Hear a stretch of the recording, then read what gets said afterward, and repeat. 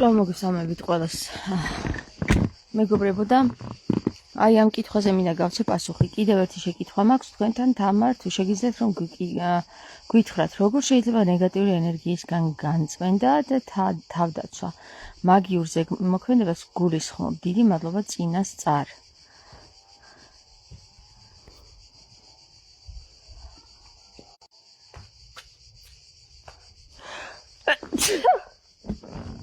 ფოდიშით მეგობრებო დამამცხიტა.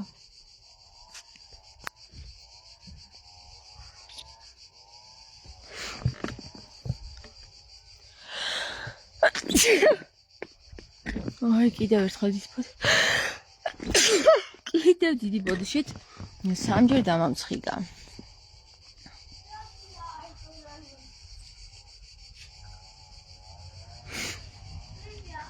როგორ შეიძლება მაგისგან განწმენდა და მისგან თავდაცვა.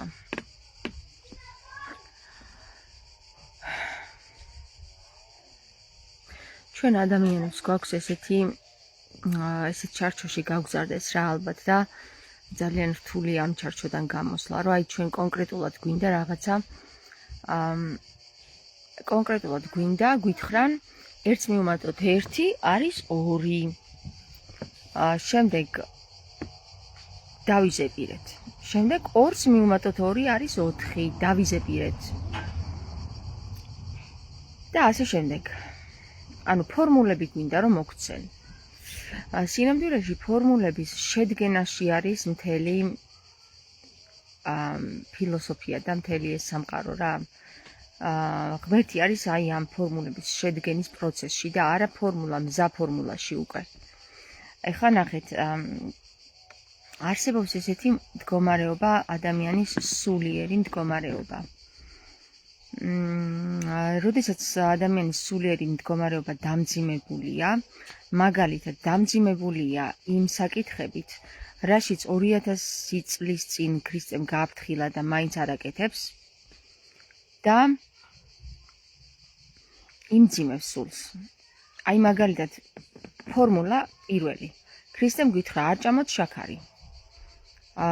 ჩვენ გავალთ მაღაზიაში, ვხედავთ შაქარს, ვხედავთ რომ ნებადართულია, ყიდულობთ შაქარს ჭამთ. მერე მოვა ქრისტე და გვეკითხება. ხო გითხარი არ ჭამო შაქარი? ხო, მაგრამ ქრისტე იდო ეს შაქარი მაღაზიაში. ცუდი რო ყოფილიყო, ხო არ შემოგთავაზებდნენ? ქრისტემ გითხრა. გითხარი რომ არ ჭამო შაქარი? კი, ეთქვი ხო? ან არ ვიცოდი. აბა მაშინ თუ არ იცოდი, კითხავს ქრისტიანი როგორ გქვია? თუ არ იცი ის მე რასაც ვლაპარაკობ, ხო? ქრისტე გკითხავს ახლა. ხო, შენ ეთქვი რომ ხო, აი მოვინათლე. რაში მოინათლე? რას ნიშნავს მონათლა? რაში მოინათლე? აი კითხავს რა, წყლით მოინათლე და ქრისტიანი დაირქვი, ეგ არის ქრისტიანობა? ხო, ეთქვი, კი, ეგ არის, ჩემო მღვდელმა ესე მითხრა. და მე რო გითხარი რომ არ ჭამო შაქარი, ის არ გითხრა შენმა მღვდელმა?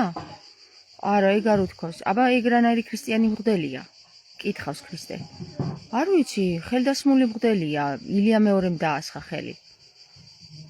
მერე კითხავს, ეს ილია მეორე ვიღა არის? ვინ მისცა მაგას უფლება რომ დაასხას ისეთ მღვდელს ხელი, რომელსაც ჩემი სიტყვა არ ესმის.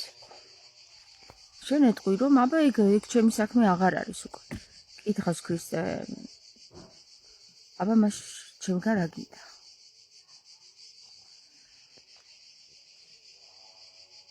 მე მინდა რომ შენთან ვიყო, ეთქვის ვიღაცა. რატო გინდა რომ ჩემთან იყო? აი რომ გადავრჩე. და ქრისტე კითხავს. რისთვის გინდა გადარჩენა? რისთვის გინდა გადარჩენა? რომ გადარჩე, მე უკვე მოგეცი გზა. გაჩვენე, გასწავლე ფორმულები. შენ კიდე არ წაიკითხე.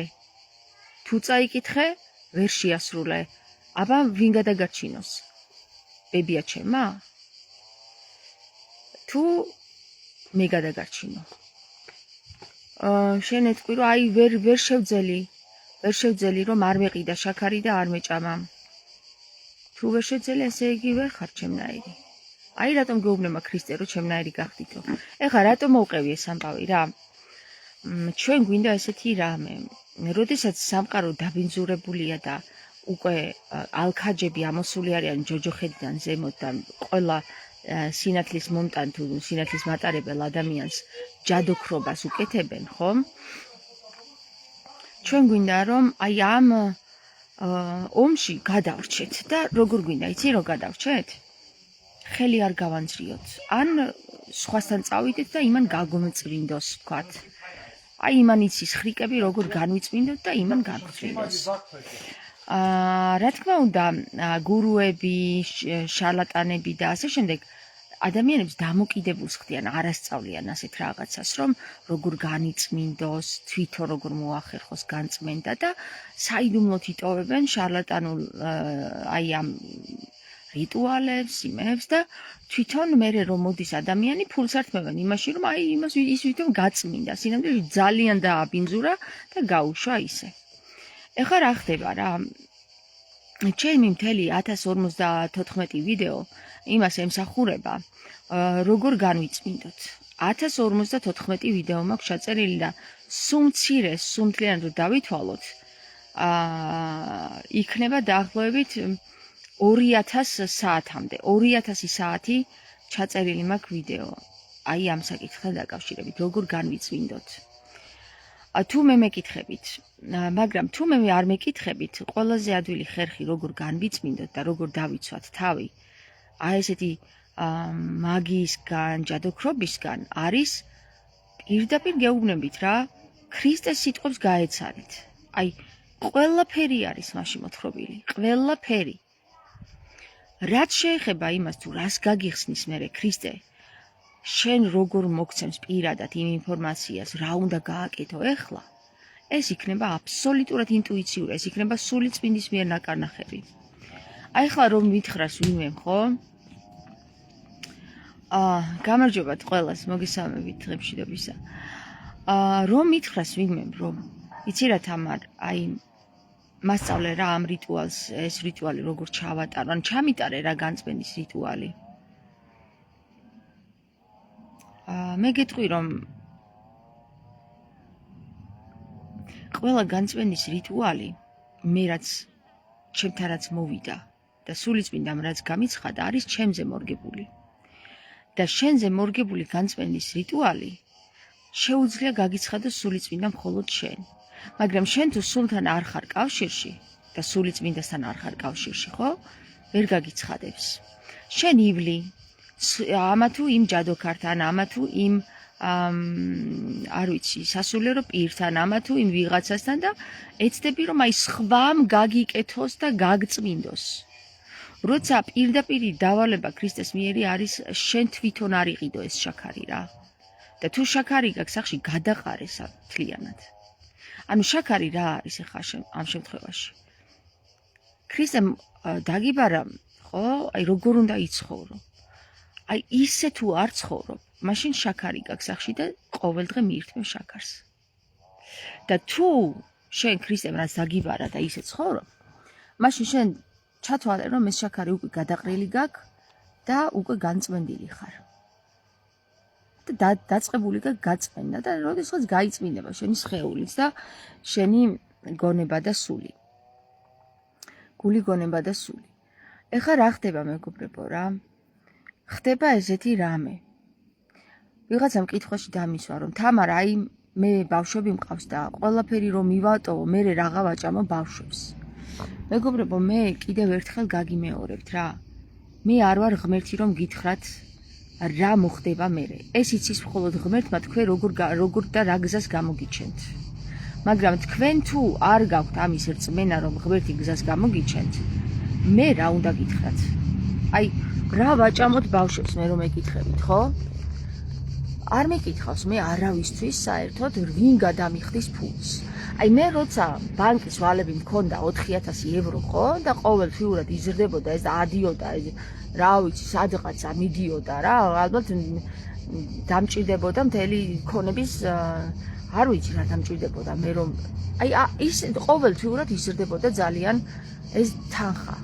ორმაგდებოდა და ის გაორმაგებული მეორე თვეს კიდე ორმაგდებოდა. აი თუ ეხლა ამ თვეში 30 ლარი მქონდა ის გადასახადი დამატებითი, იმ თვეში 60 ლარი მქონდა. თუ კიდე იმ თვეში ვერ გადავიხდიდი, იმ თვეში უკვე 120 ლარი მქონდა და ესე იზრდებოდა, ხვდები? წარმოგიდგენიათ როგორ იზრდებოდა? და მე არ მეკითხავს არავისთვის რომ ქრისტე მე რო ეხლა სიწყალში გადავხდე და ეხლა ეს სამსახური მონობისგან თავი გავინთავისუფლო მე რას მომცემ ვინ გადამიხდის თანხას არ მეკითხავს ხალხო ესეთი რაღაცა იცი რა ვთქვი მით უმეტეს ვიღაცა თამარს კი არ მკითხეთ და ვიღაცა პეტრე პავლეს იცი რა ვთქვი ღმერთი რომ მეუბნება მე მჯერა ამის და ვნახავ გამოჩნდება გზა ალბათ ღმერთმა უკეთესი გზა იცის და იცის. დავრწმუნდი რომ იცის. ჩემი ცხოვრებიდან გამომდინარე, პრაქტიკიდან გამომდინარე, დავრწმუნდი რომ იცის. მე რომ ეხლა შენ გითხრა, იცი რა ჩემო კარგო ლია თუ მანანა თუ ვინც გინდა იყავი, ვინც მეკითხებით რა, არ ვიცი ვინ მკითხავ. სახელი ვერ დამახსოვს. რომ მეკითხები მე რომ გითხრა ეხლა შენ, იცი რა მანანა? ან ლია აუცილებლად გამოგიჩნდება ეს გზა. აი ვიღაცა კაცი მოვა და ის მოგცემს ფულს. ან გარეთ იპოვი სადღაცა მიწა ჩავარდება და იქ იპოვი ოქროს რა. აი ესეთი რაღაც რო გითხრა. წარმოგიდგენიათ ეს პასუხი ხო იქნება ეხლა ჩემგან რა. და მე ღმერთი სადღაც წავიდა. აი მითხარით ღმერთი საწავიდა ამ დროს და რწმენა. როგორ გამოვიცადეთ რწმენაში? შენ დაგაზღვიე მე ჩემი სიტყვით რომ აი ესე იქნება. შენ დაიჯერე და გამომყევი მე. ესე იგი, ისა მე გაგხადო ჩემზე დამოკიდებული? და ღმერთი სად არის მე ამ დროს? ან ჩემთან სად არის ღმერთი, ან შენთან? მე რომ პასუხი გაგცე ახლა ამ კითხვაზე. სამი ბავშვი მყავს და მე ვის ვაჭამო, როგორ ვაჭამო, რანაირად ვაჭამო? და მე გაგცემ პასუხს და შენ დაწმარდები? შენ რწმენა სად არის? მე მინდა რომ გაგაგებინოთ ისე როგორც გეუბნებით რა, ანუ ისე გაიგოთ როგორც გეუბნებით. თუ რწმენაზეა საკითხი ხალხო, ესეთი კითხვა მე არ უნდა დამისვათ რა. თქვენ რწმენას შეხედეთ, ესე იგი თქვენ რწმენა არ გაქვთ.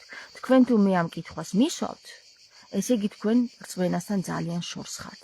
და თუ თქვენ რწმენისგან ძალიან შორს ხართ, ესე იგი თქვენ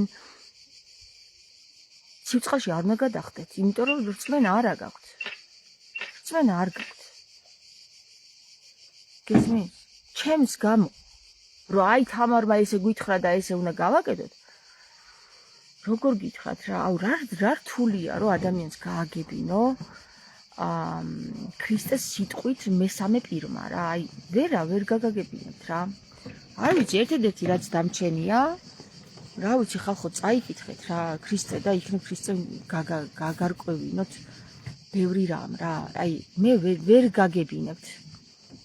თქვენ ძალიან ისე ხართ რა, აი მატერიაში ხართ დარჩენილი, რომ ამდენი ხანი ამას გიხსნით, რომ ბიჭო რწმენა ისეთი რამეა და ღმერთი გხედავს, ცოცხალია, აქ არის და გხედავს და შენ თუ მას ყველაფერს აი მიენდომი 100% ყველაფერს მოგცემს, ყველაფერს რაც შენთვის საჭიროა.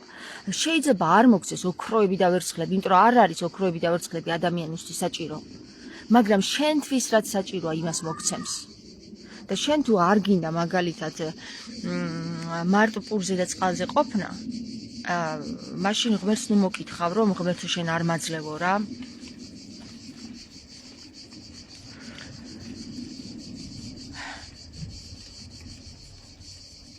აი ახლა მე მოგიყვებით ერთ ამბავს. ღმერთმა ხომ მომცა იმის უნარი, რომ აი რომ გადავხდით სიწყალში და ეს ვალები გამასტუმრებინა. მაგრამ აი ამხელა მუცლით ხალხო, ამხელა მუცლით. მე იცი საცხოვრობდი? გითხრათ საცხოვრობდი? აი ხლავე გეტყვით საცხოვრობდი რა და განახებთ კიდევაც რა. ზამთარში გარეთ რო ყინავს და თოვლია და ყველაფერი, აი მე ამ მანქანაში ვცხოვრობდი რა. აი ამ მანქანაში ვცხოვრობდი. აი ამხელა მანქანაში, ამხელა მუცლით უნდა ავსულიყავი აქ. აი გაჩვენოთ რა. აი აქ უნდა ავსულიყავი და აი აქ მეძინა. აი აქ მეძინა, გესმით? ეს იყო ჩემი სახლი. ეხლა ვიღაცა იტყვის, თუ ვიღაცა იტყვის რა, რომ ანგარებით გათხოვდა, ხო? იმიტომ რომ ვალები ქონდა გადასახდელი და ეს.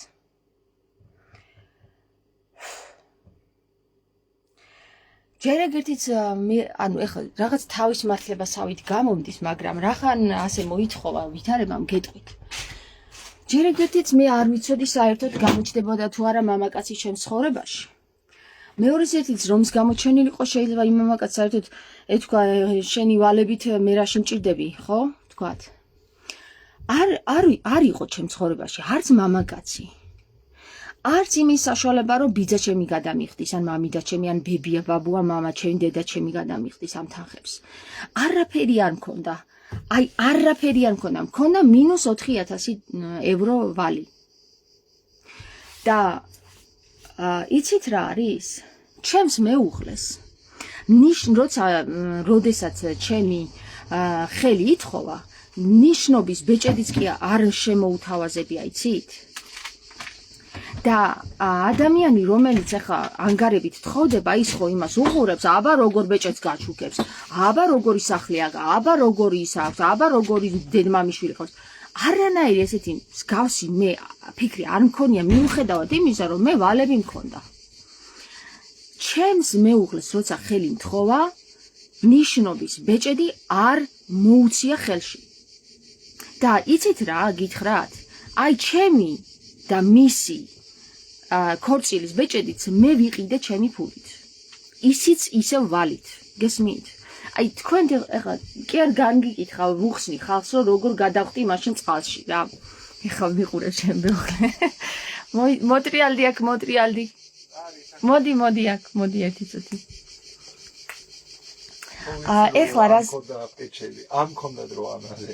ხო, არა, იცი რას ვუხსნი? რომ აი მეკითხებიან რა, რომ აი სამი შვილი მყავს და რა ვაჭამო მე ყველაფერი რომ ანუ სამსახურს რომ დავანებო თავი რა და მე ვუხსნი ეხლა რომ მე ისეთ მდგომარეობაში ვიყავი რომ აი 4,000 გახსოვს რომ გადამიხადე შენის 4,000 ვალი? დაგაძალე მე იმ 4,000 ლარის ევროს. აი ჰაბიშტიშ გეცმოვენ? არა. აი რატო გადამიხადე ის 4,000 ევრო ვალი? ნუ თავისუფალი ხარ. რომ გაგენ თავისუფლებინე, ხო? და არი ფიქრე ის რომ ეხლა ეს რაღაცა ვალებიანი ქალი შემომეპარა და რაღაც. არა. მე ფიქრო რანაირი ქალი არის რა. იმიტომ ეცეპტა გამანელი. ხო? ეგრე იფიქრე? არა. აიცი. და რატომ თხოვე ხელი? ხო სულ გეჩხუბებოდი, 3 დღე გეჩხუბებოდი, გამუდმებით განუწყვეტლივ. გეჩხუბებოდი, სულ ყველაფერზე გეჩხუბებოდი. ხელი რატომ თხოვე? იმიტომ მე ფიქრობდი ეს იქნება ბოლო შანსი. ვისი ბოლო შანსი? Schön, aber Ei, Echler, wenn ich solche Gefühle habe zu einer Frau und sie nicht fragt, ob sie mich heiratet, was soll ich dann überhaupt noch heiraten? Was soll ich überhaupt noch mit irgendeiner Frau anfangen? Verstehst du? ხო, ანუ ის რა გრძნობები ჩემს მიმართ ქონდა და თუ მე არ თხოვდი ხელს, შენი ფიქრე რომ სხვა აღარ შეგიყვარდებოდა? ხო, რანაირად. არც ქონდა ერთხელ ესეთი Gefühle. არ ქონია მანამდე ესეთი გრძნობები? არავის მიმართ? და მე რო გეჩხუბებოდი რა რანაირი გრძნობები გაგიჩნდა მითხარი? ჩხუბანა ქალები მოგწონს? ხო და ზუსტად ისეთი იპოვე როგორიც? ეგრე არ არის რომ სულ ჩხუბობ. არ ჩხუბობ მე სულ. აბა როდის ჩხუბობ ხოლმე? არ ვიცი, გეგმა არ ვიცი ჯერ. გეგმა არა, სპონტანური ვარ, ხო? ხო, მოკლედ მადლობა ჯიგარია, გერმანელი ძმობილიო წერენ ვანიჩკა. მადლობა. ხო და ხალხო, ანუ მე ვისთვის მეკითხა, ღმერთო. რანაირად მომცემ ფულს, მე თუ ანუ ხვდებით რაშია საქმე, რწმენა არ არის დამოკიდებული. შენ თუ პასუხი გქონდა, მაშინ აღარ რწმენა არის. შენ თუ წინასწარ პასუხს გეტყვიანო, აი ამას და ამას მოგცემ და ესე მოგეწყობა, ეგ რწმენა აღარ იქნება. ეგ იქნება ისა ანგარიში. ანგარება მაგას ვქი ანგარიში რომ აი მე გავაკეთე ეს იმიტომ რომ მე ესე და ესე მითხრა ღმერთმა და დამპირდა და გპირდება ღმერთი არ დაგტოვებო რა არ დაგტოვებო და ეხა წინასწარ როგორ მოსთხოვ ეხა ღმერთს რომ აი პასუხი გამეცი ვინ გადამიხდის ვალებს პასუხი გამეცი ბავშვებს ვინ გამიზრდის ხო არ არის ეგ რწმენა ხალხო მეც ანალოგიურად მომივიდა მე და ჩემს მეუღლემ ერთნაირი რამ ვიგრძენით პირველივე დანახვაზე ვანიჩკა წერს ძალიან კარგი ვანიჩკა ხო და წარმოიდგინეთ ახლა ვალი კი გავისწორე ყველაფერი მაგრამ აი ნახეთ რა ამ ხელა მუცლით მე 6 თვეში ვიყავი ხო ну მუცელი მქონდა იმ ხელთა პირველი ორსულობა საშინელი ორსულობა მქონდა ყოველ საერთოდ ვერ ვჩერდებოდი სახლში ვერ ვჩერდებოდი ვერც ერთ კორპუსში ვერსად და ცხოვრობდი აი აქ არ იყო არც უნი არ იყო აი აქ ფეჩი გვენთო აქ ისა რა ქვია ჩვეულებრივად ჭუჭყებია ხა შიგნით რა ქვია მაგას ზამთარში ამ ოთახს აი ეს არის ჩვენი ბზალა ეს ჩვენი გამათბობელი ეს ჩვენი სამზარეულო და ეხლა საძინებელი აი აქ არის ჩვენი ისენი აქ იყო ჩვენი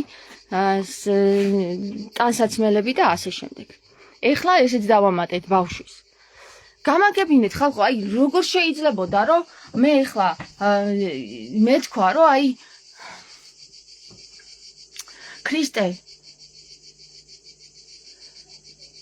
მე შენ გამოგყვები მაგრამ იცი რა ჯერ მითხარი აბა როგორ გამისწორებ თანხებს არ გამოდის ეგეთი რამე რა ეგ აღარ არის რწმენა და არც ქრისტიანობა არ არის და არ ვიცი აი ხო გეუბნები ძალიან გამიჭირდა თავიდან ძალიან გამიჭირდა მეც და მე ჩემ თავს ეუბნებოდი რომ აი წარმოიდგინეთ რა უბრალოდ წარმოიდგინეთ აი აქ უნდა ჩავსულიყავი მე ორსული ქალი და ძალიან რთული იყო ხო გეუბნებით ვიდექით სადღაცა აი სანაგვეზე ვიდექით მართლა ოღონდ რა სანაგვე ადგილი იყო დიდ დიღომში ამ მანქანით და ცხოვრობდი იქ ცხოვრობდი გესმის? ასკეტური ცხოვრება კი არა, ასკეტიც ვერ იცხოვრებს ესე რა. ჩემ მდგომარეობაში ორსულად, ტოქსიკური ორსულობა, ყოველ წამს ის გიწევს, რა ქვია, ღებინება, არ ვიცი, ვერ იცხოვრებ და ვერავინ ვერ იცხოვრებ და ესეთ მდგომარეობაში, თვით ასკეტიც კი. ორსულ მდგომარეობაში, ხალხო, მე არ გეუბნებით შეუულებრივ მდგომარეობაში შეიძლება ბევრ რაღაცას გაუძლო რა. ორსულ მდგომარეობაში ესეთ რამეს ვერც ერთი ვერ გაუძლებდა. და მე რას ვეუბნებოდი ხოლმე, იცი ჩემ თავს? თუ ეს ასე იყო საჭირო, ესე იგი ეს უნდა ავიტანო. იმიტომ რომ მე ხომ ქრისტეს გავყევი, გესმის? ქრისტეს გზას გავყევი. და მე გასაგებია კომფორტს ვიყავი, მიჩვეული ყველაფერი მქონდა გერმანიაში, ყველაფერი რაც მჭირდებოდა, ყველაფერი მქონდა. მაგრამ როგორც კი დავოჯახდი, ყველაფერი წამერთვა. გესმით? ყველაფერი წამერთვა. და ერთადერთი რაც მქონდა არის ძალიან მაგარი მეუღლე და აი ეს ადგილი მომცა ღმერთმა. გესმის? და არ ვიცი რამდენი თვე ვიცხოვრეთ ჩვენ ამ მანქანაში, მაგრამ ვიცხოვრეთ. რთული იყო, აი ჩემთვის ძალიან რთული იყო. ის დრო, თან ზამთარი, თან სიცივე, თან გარეთ გადიხარ. მოკლედ, არ ვიცი, მე როგორ აგიხსნათ რა, მე თვითონ მე სირცხვილება, ის მდგომარეობა, როგორც მაშინ ვიცხოვრე. მაგრამ მე ვიცი, რომ ის უნდა გამევლო, იმიტომ რომ მესწავლა რა არის ასკეტური ცხოვრება. მე უნდა მესწავლა ეს. გესმით? ეს იყო გამწორთნა მე ცხოვრებამ ღმერთმა, რომ აი ესე უნდა იცხოვრო და არა ისე. ისი არა რომ სახლი უნდა უყიდოს მეუღლემ და იქ აცხოვროს და ბაჯაღლოები და ისენი და ესენი და არ ვიცი რეები კიდე რა. არ ვიცი რე რანაირი წარმოდგენები აქვს ქალებს, მაგრამ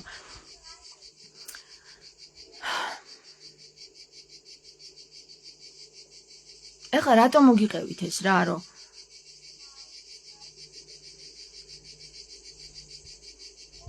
როცა ენდობი ღმერთს, რასაც გაძლევს, იმაზე უნდა იყო მადლიერი რა. აი გამჩენია ხოლმე ეს რა, აი ღმერთო რატომ იკეთებ ამას და მაშინე პასუხი მომდიოდა რომ აი ეს უნდა ისწავლო, გესმის? და ჩვენ არ გვინდა, ჩვენ რას ვაკეთებთ იცი? იმის გამო რომ ჩემს შვილს iPhone-ი ეჭიროს ხელში, წავალთ ბანკში ვალებს ავიღებთ, იმის გამო რომ ჩემი შვილი დადიოდეს მაგარი მანქანით, წავალთ ბანკში ვალებს ავიღებთ, იმის გამო რომ მე მქონდეს ევრო რემონტი, წავალთ ბანკში ვალებს ავიღებთ, მე რომ კარგავთ სახლებს, მიწებს, იმებს და წუწუნებთ რომ აი დავკარგე და ბანკის ვალები, ვინ გაგიკეთა ბანკის ვალები? ვინ აგაღებინა ბანკის ვალები? შენ არ აიღე და რისთვის აიღე?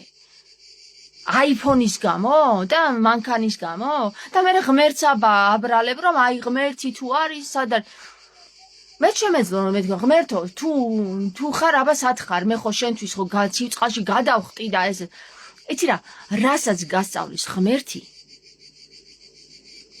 და იმას უარყოფ შენ ვერაფერს ვეღარ მოგცემს მე ღმერთი რა შენ თუ იმას მადლიერებით არ აი სულ გარეთ რო დარჩენილიყავი ხო გარეთ წვიმაში აი გარეთ მათხოვრად რო დარჩენილიყავი ხო ამ დროს მე ჩემ თავს ვეუბნები ეს კიდე კარგი კომფორტია აქ რაც არის გარეთ არიან ცხოვრობენ გარეთ წვიმაში მე პირადად შეფარებული მყავს ქალი რომელსაც ბანჰოვზე ეძინა ქართველი გოგო რომელსაც ბანჰოვზე ეძინა ამხელა მუცლით გარეთ ეძინა იმიტომ რომ არ ქონდა არც დასაძინებელი, არაფერი.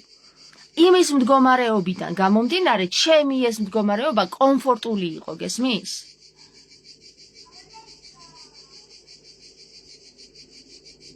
და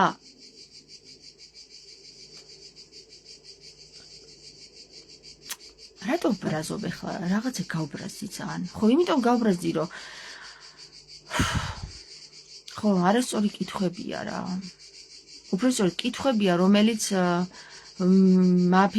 მახვედრებინებს იმას, რომ ვერ ხვდებიან ჯერ ადამიანები რაშია საქმე, რწმენა რა არის და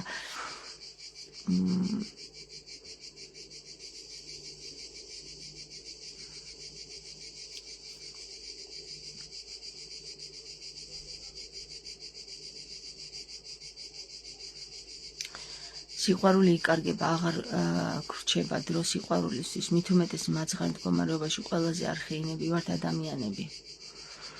ხო და რა უნდა მეთქვა რა? ხო და ეგ არის რა, ანუ სამივე შვილს თქვენ გონიათ რომ ისე დატოვებს ღმერთი?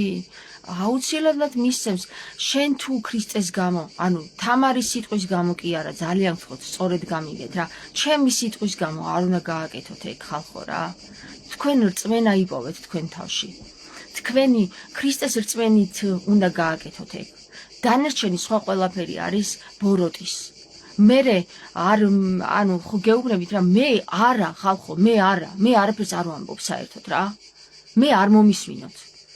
ქრისტეს მოусმინეთ. მე გაძლევთ რჩევებს, მე როგორ გავაკეთე ეს.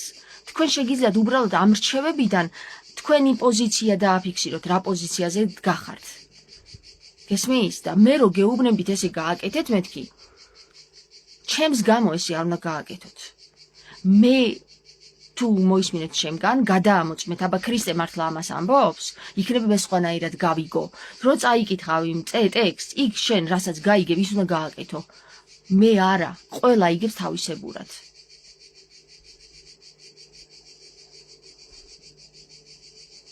მართალი ხარ თამარ სოფელში არის ცხოვრონ და ბანკის ვალები აქვს თბილისში რომ როგორმე დაფუძნდნენ მე ბრაზდებით მიტოვებული მიწა წყალსხვები რომ ეპატრონებიან ხო მარიამ ეგ არის რა ეგ არის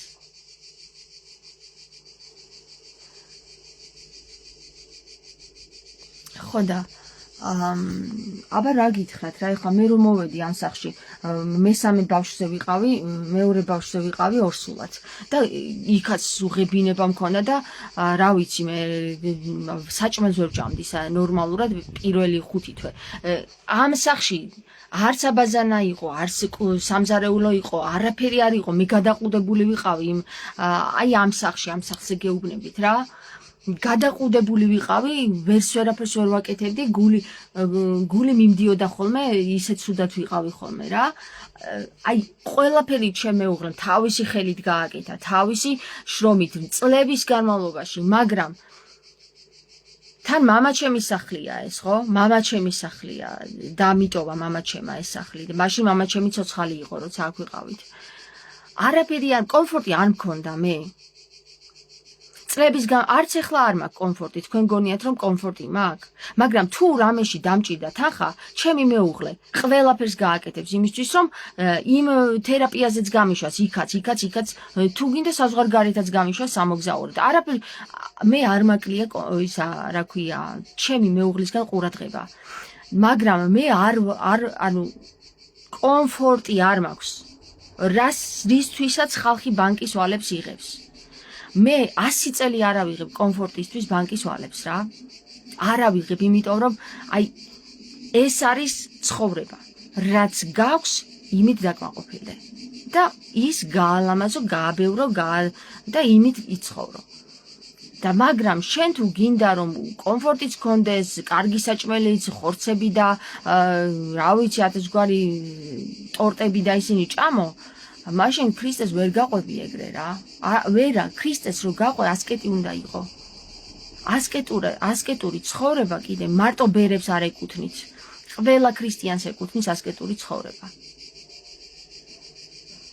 აქედან გამომდინარე განიწმინდები კიდევაც, რაც არ უნდა ჯადო გაგიკეთონ, არ მოგეკარება. და თუ მოგეკარება, ხო, ზეციური ძალები გიკარნახებენ, რა უნდა გააკეთო. პირდაპირ გიკარნახებენ, აი შენ თუ შენს გულს შინაგანს უსმენ, პირდაპირ კარნახობენ, აი მიდი ახლა ეს გააკეთე, ამის მერე ეს და მოგდის ეს შენ უნებურად აკეთებ აი ამ განწმენდასაც და ყველაფერსაც. გესმის? და თუ ვერ განიწმინდე, ანუ შინაგანად თუ ვერ დაიწყე ქრისტესთან შეერთება, შენ რაც არ უნდა ჯადოქარმა გაგიკეთოს განწმენდა, ვერაფერი ვერ გიშველის. ზეციური დაცვა თუ არ გაქვს, ვერც ერთი ჯადოქარი ვერ გაგწმინდავ შენ. და ვერც ერთი თამარი კიდე რა. გესმის? ეს არის, აი, ზუსტად ეგ არის, რომ როგორ განვიწმინდოთ. ქრისტეს დავემსგავსოთ და ეს არის გაწმენდა. დანარჩენი ყველაფერი არის მოტყუებული, შარლატანული ვაჭრობის ხრიკები. როგორღაც მოგითრიონ, ჩაგითრიონ და სუმათზე დამოკიდებული გაგხადონ ამ რიტუალში, ამ იმით. შენ ვიღაცა ჯადოქართან მისული, განწმენდილს ქრისტე არ მიგიღებს. იცი რა, ქრისტე კითხავს, შენით განიწმინდე? არა, აი იმან განწმინდა, პეტრე პავლემ, მამა თეოდორემ. ის ხარ შენ გეკითხება. შენით, აბა როგორ განიწმინდე შენით? შენით როგორ მოახერხე? იცი, აბა ხრიკები მაჩვენე, როგორ განიწმინდე, ვინ გითხრა, რომელმა შინაგან ხმამ გითხრა, რომელ შინაგან ხმას დაუკავშირდი? შინაგან ხმას თუ არ დაუკავშირდი, აბა რომელ ქრისტესთან გინდა მიხვიდე? და რითი გინდა რომ წარსდგე ქრისტესთან, რომ აი მე დავდიოდი ეკლესიაში და ზიარებას ვიღებდი? არ გიცნობო გეტყვის ქრისტე. იმიტომ რომ შენ მე არ მიცნობო გეტყვის ქრისტე. როგორ არა შენ ხომ გემსახურებოდი ეტყვი? არ მემსახურებოდი მე. შენ არ მიცნობ და როგორ მემსახურებოდი მე? არ კითხავს ქრისტე? შენ თუ მე მიცნობ, მაგრამ ჩემნაირი იდგები ჩემს წინაშე და რომ არ ხარ ჩემნაირი? ქრისტე როგორ ცხოვრობდა, იცით ხო? კომფორტში კი არ ცხოვრობდა. კარდა დადიოდა და სადაც მისცემდნენ ადგილს იქ წვებოდა. ზოგჯერ გარეთაც წვებოდა, ზოგჯერ ღია ცის ქვეშაც ძალიან ხშირად იძინებდა, ზოგჯერ კარავს იკეთებდა, ზოგჯერ მდინარეზე ჩადიოდა და ხელპირს იქიბანდა და ფეხებს კიდე. კომფორტი არ დაყვებოდა თან. არ ქონა ქრისტეს კომფორტი. და შენ თუ უკომფორტობას შეჩეული არ ხარ და ასკეტურ ცხოვრებას შეჩეული არ ხარ, შენ ვერ წარსდგები ქრისტეს წინაშე ქრისტიანული სახით და ვერც სახელით.